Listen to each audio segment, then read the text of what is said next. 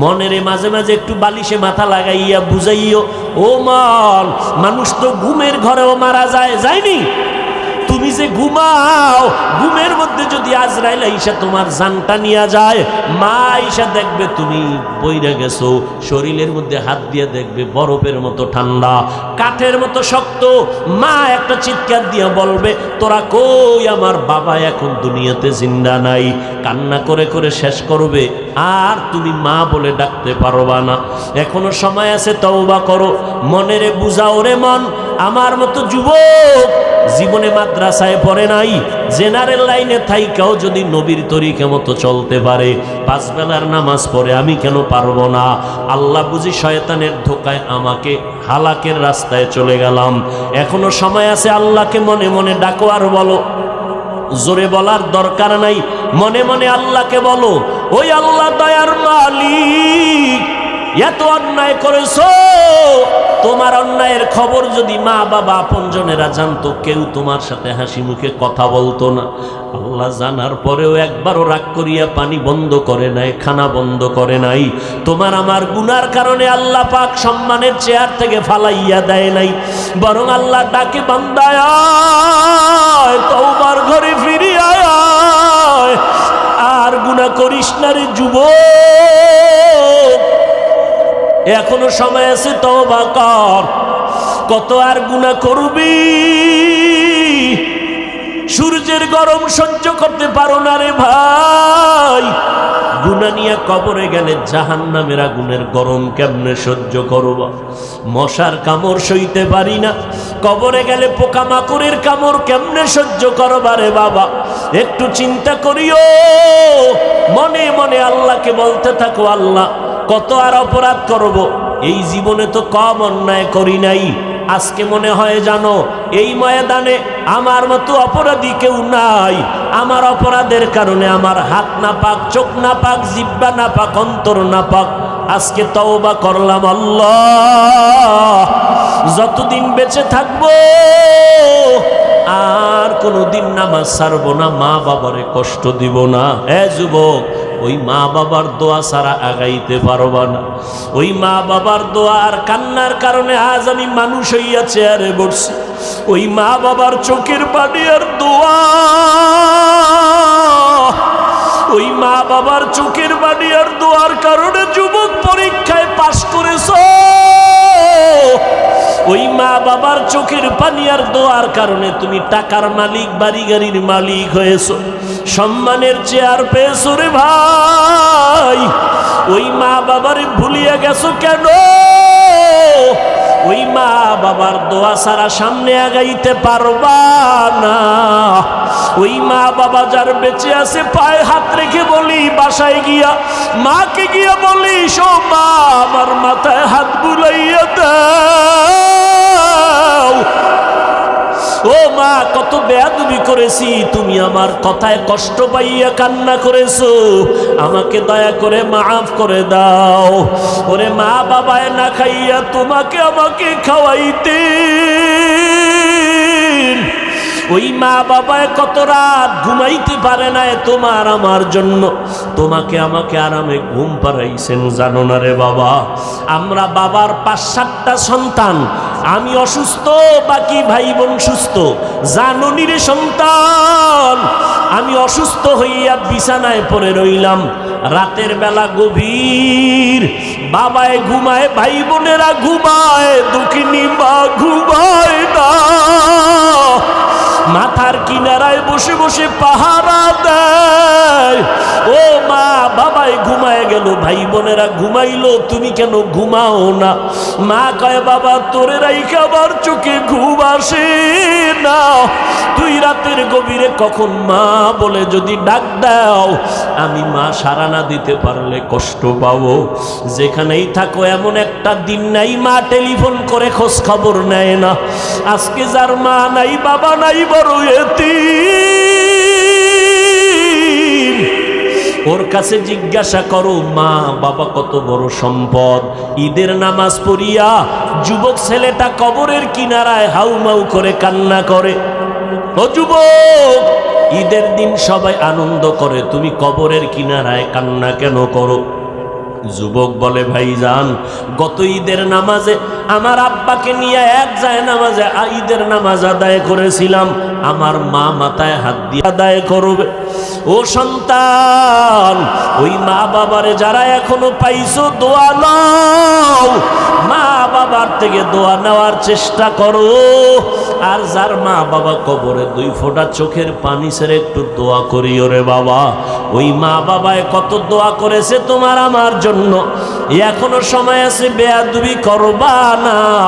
অন্তর থেকে আমার মাওলার কাছে তওবার নিয়তে বলো, আল্লাহ মরে গেলে যাব, হায়াতের মালিক আল্লাহ, ইজ্জতের মালিক আল্লাহ, আজকে থেকে আর নামাজ ছাড়ব না, ওলামায়ে কেরামের বিরোধিতা করব না, মা বাবার দোয়া নিয়ে চলবো, 5 বেলার নামাজ পড়ব, স্কুলে পড়ি যেখানেই থাকি নবীর সুন্নাত অনুযায়ী চলবো। আজকে থেকে আল্লাহ তোমার বিরুদ্ধে যাব না, আর কোনোদিন নবীর তরিকার বাইরে চলবো না। তওবা করার মতো যদি অন্তর তৈরি হয়, তবে এটাও একটা সত্য কথা, আবু জাহালকে 13টা বছর নবী বয়ান দিয়েও কালেমাওয়ালা বানাতে পারেন নাই। এই জমিনে কিয়ামত পর্যন্ত আবু জাহালের মতো শক্ত পাথরওয়ালা অন্তরের কিছু মানুষ থাকবে, হাজারো বয়ানে তাদের দিলটা নরম হবে না, চোখে পানি আসবে না, তওবার নিয়ত করবে না, বরং ময়দানের বাইরে গিয়া গীবত শেকায়াত করে করে আলেমদের বিরোধিতা করে গুনার পাল্লা ভারী করবে। আর একদল মানুষ ওমরের মতো মেজাজ, তওবার নিয়তে ময়দানে ঢুকবে, গুনার কথা স্মরণ করে যখন কবরের কথা স্মরণ হবে কান্না শুরু করে দিবে, এমন তওবা করে বের হবে, জীবনে আর গুনার কাছেও যাবে না। যাদের অন্তর তৈরি হয়ে গেছে, আর জীবনে আল্লাহকে বেজার করব না, নবীর তরিকার বাহিরে চলব না, মা বাবারে কষ্ট দিব না, ওলামায়ে কেরামের বিরোধিতা করে গুনাহগার হব না, দেশ জাতির বিরুদ্ধে ষড়যন্ত্র করব না, এমন তওবা করার যদি কারো অন্তর তৈরি হয়, অন্তরে যদি কোনো ধরনের দুর্বলতা না থাকে, আর দাড়ি কাটবা না, নামাজ ছাড়বা না, মা বাবার সাথে বেয়াদবি করবা না, তওবা করার মতো যদি খাঁটি নিয়ত হয়, যাদের খাঁটি নিয়ত আছে তাদেরকে বলবো, 2টো হাত আমার আল্লাহকে দেখাইয়া দাও।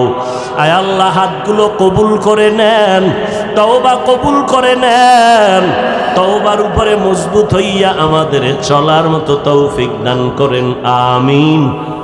আল্লাহ কয়, মাথা নত কর, কোরআনের দরজার সামনে আলিফ লাম মিমের তালা লাগাইয়া দিছি, এই তালাটা যদি খুলতে চাও ঘাড় সোজা করে খুলতে পারবি না। যে এত কিছু জানো, এখানে আসলে মাথা নত করবি, এখানে আসার পরে এই অবস্থা তৈরি হবে, আমি কিছুই জানি না, আমার কোনো এলেম নাই, এলেমের দৌরত্ব নাই। যদি এতই মাস্তানি করো, এলেমের বাহাদুরি করো, আলিফ লাম মিমের তরজমাটা কইরা ভিতরে ঢুক। এখানে আইসা কেন লেখলা?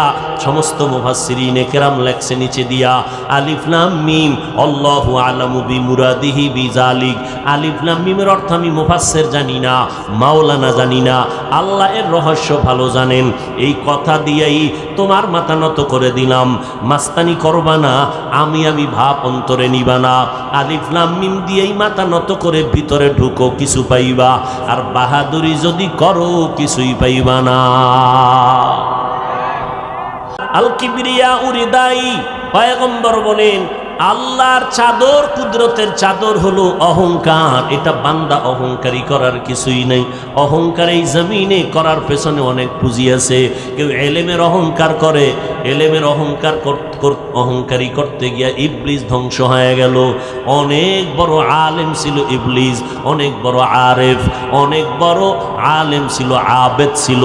ইবলিসের মধ্যে আবেদের গুণ ছিল, আরেফের গুণ ছিল, আলেমের গুণ ছিল, কিন্তু আল্লাহর আশেকের গুণটা ছিল না, এই জন্য ধ্বংস হয়ে গেল। এরে নবীর উম্মতের দল, অহংকারী এটা আল্লাহর কুদরতের চাদর, যারা এটার নিয়ে টানছে তারা ধ্বংস হয়ে গেছে। ফেরাউন ধ্বংস, নমরুদ ধ্বংস, সাদ্দাত ধ্বংস, আবু জাহাল আবু লাহাব ধ্বংস হয়ে গেল।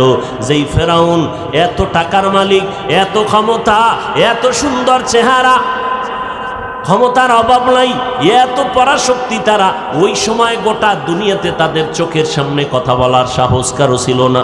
কিন্তু নজর করে দেখেন, আবু জাহাল আবু লাহাব, আবু জাহালের নাম আবুল হেকাম, এত বুদ্ধি তার ছিল, কিন্তু সারা দুনিয়াতে মুসলমান দূরের কথা, বেঈমানের ঘরে আবু জাহাল নামে কোনো মানুষ আসেনি, ফেরাউন নামের কেউ আসেনি, নামরুদ নামের কেউ আসেনি।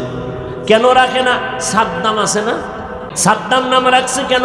বীর বাহাদুর, যুদ্ধ পরিচালনা, মুসলমানের একজন সৈনিক, এইভাবে চিন্তা করে নাম রাখছে। একটু মনে হয় বরকত মনে হয়। আবু জাহাল এত টাকাওয়ালা, ক্ষমতাওয়ালা, ফেরাউন এত সুন্দর চেহারাওয়ালা, দাড়িওয়ালা, এত টাকার মালিক, বাড়ি গাড়ির মালিক, নামটা কেউ রাখে না। যদি বলি 1 লাখ টাকা মাসে দিব, ফেরাউন নাম রাখো সন্তানের, নমরুদ নাম রাখো, কেউ টাকার লোভে রাখবেনি। কারণটা কি? আল্লাহ ওদের সব দিছেন, অহংকারীর কারণে সব ধ্বংস হয়ে গেছে। হেদায়াতের দৌলত তাদের নসিবে আসে নাই। আল্লাহ পাক বলেন, হেদায়াতের চাবি আমার হাতে রেখেছি, কোনো নবীর হাতে আমি হেদায়াতের চাবি দেই নাই। যদি দিতাম, নূহ নবী কেন কেনানকে কালেমাওয়ালা বানাতে পারে নাই? ইব্রাহিম নবী তার বাবা আজরকে কালেমার পতাকার মধ্যে ঢুকাইতে কেন পারে নাই? আমার নবী রহমাতুল লিল আলামিন, বিশ্ব নবী, শ্রেষ্ঠ নবী আমার, যার কোনো গুনাহ নাই, আসেনি? কি নবীর গুনাহ আছে? যারা বলবে নবীরা মাসুম না, নবীরা নিষ্পাপ না, তাদের ঈমান চলে যাবে। নবীরা সব হলো নিষ্পাপ, সমস্ত আম্বিয়া কেরাম নিষ্পাপ, এবং তারা কিয়ামত পর্যন্ত তাদের রওজার মধ্যে থাকবেন জিন্দা। যারা বলবে মরা নবী কবরে জিন্দা না, তারা ভণ্ড। নবীরা কবরে মরা না জিন্দা? মরা বলার মতো পণ্ডিত আছে না নাই? অভাব নাই। এরা আবার আমাকে যুক্তি দিয়া পেছ ফালায় দেয়, যদি জিন্দা হয়, কোরআন শরীফের আয়াতে আছে আল্লাহ এগো রিজিক দেয়। তো রিজিক দিলে কি দেয়? আটার রুটি না ভাত? যদি যাই দেও, খায় কেমনে? ওই 2 জায়গার ভিতরে প্লেট গেলাস কই পা? এরকম বাজে বাজে কথা বইলা সাধারণ মানুষের ব্রেনকে আটকায় দেয়। এক কথায় আমি জবাব দিলাম, যারা নবীদেরকে জিন্দা কবরে মানে না, সংক্ষেপ জবাব, তারা বাতেল, তারা ভণ্ড। ভাইরা আমার, আল্লাহ পাক রব্বুল আলামিন অহংকারীদের পছন্দ করেন না। যেই ফেরাউনের এত দাপট, কিন্তু মাটি পর্যন্ত তার লাশ গ্রহণ করে নাই, মশামাছিও গ্রহণ করে না। কোথায় আজ ফেরাউনের লাশ পড়ে আছে আপনাদের জানা আসেনি? কোটি টাকার মালিক দেখো, অভাব হয় না দূর, গরিব ঘুমায় আরাম করে মনটা বাহাদুর। ফেরাউনের লাশটা দেখো মিশর জাদু ঘরে, খায় না মাটি, পোকা মাছি সবাই ঘৃণা করে। হৃদয়ে থাকিবে যার নম্রতা সদা, রহমত আসিবে সেথা প্রভুর ওয়াদা। বড়র বড়াই থাকলে দিলে রহমত আসবে না, নিজেকে নিজে ছোট মনে করিও সাদা। উঁচু জমিন থেকে পানি নিচু জমিনে যায়, তেমনি খোদার রহমত আসে নম্রতা হৃদয়। ভোগ বিলাসের বাড়ি গাড়ি পরে রবে সব, থাকতে সময় স্মরণ করো আল্লাহ আমার রব। থাকতে সময় স্মরণ করো আল্লাহ আমার রব। যতই চালাকি করো, আল্লাহর কাছে ফিরে যেতেই হবে, পালাবার কোনো সুযোগ। মরণ থেকে যতই পালাও, মরণ তোমায় নিবে ঘিরি। যদিও সুদূর আকাশ পানে লুকাও, সেথায় লাগিয়ে সিঁড়ি।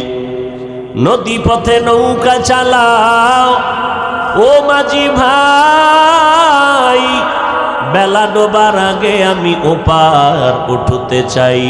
ডুবে গেলে বেলা রে আর উঠে না, ভেঙ্গে গেলে মেলা রে আর জমে না। কিসের বাহাদুরি করো রে বাবা? আলিফ লাম মিম অক্ষর দিয়া অহংকার বন্ধ করে দিলেন। এলেমের বাহাদুরি করবা না। বর্তমানে যত বড় মুফাসসির, যত বড় মুফতি, যত বড় মুহাদ্দিস হোক, একটু আমাকে জবাব, সাহাবায়ে কেরামদের থেকে বড় মুফতি কেউ আসেনি? জোরে বলেন, বড় মুহাদ্দিস কেউ আসেনি? আল্লাহ তাদেরকে এত পছন্দ করেছেন, 10 জন সাহাবাদের নামে জান্নাতের টিকিট হাজির হয়ে গেল। এত বড় বড় দামি সাহাবা, কিন্তু এত দামি সার্টিফিকেট পাওয়ার পর মরণ পর্যন্ত কান্নার উপরে ছিলেন। আবু বকরের জীবনী দেখেন, কান্নার আওয়াজ। ওমরের জীবনী, কান্নার আওয়াজ। ওসমানের জীবনী, কান্নার আওয়াজ। হযরত আলীর জীবনী, কান্নার আওয়াজ। রাদিয়াল্লাহু আনহুম আজমাইন। এমন একজন বিশ্ববিখ্যাত ভালো আল্লাহওয়ালা পাবেন না যার জীবনে কান্না নেই। অহংকার তো দূরের কথা, ওমরে ফারুক এত বড় বীর যাকে শয়তান ভয় পায়, মদের বোতলওয়ালা নিয়ে রাস্তা দিয়ে মদের বোতল নিয়ে যাচ্ছে, ভয় ওমর আসতেছে, এমন ভয় পাইছি আল্লাহ ওমরের হাত থেকে বাঁচাও, কারণ ওমরের সামনে কথা চলে না, তরবারি চলে। আল্লাহ তুমি আমাকে বাঁচাও, আমি আর গুনার কাছে যাব না, জীবনে মদ পান করব না।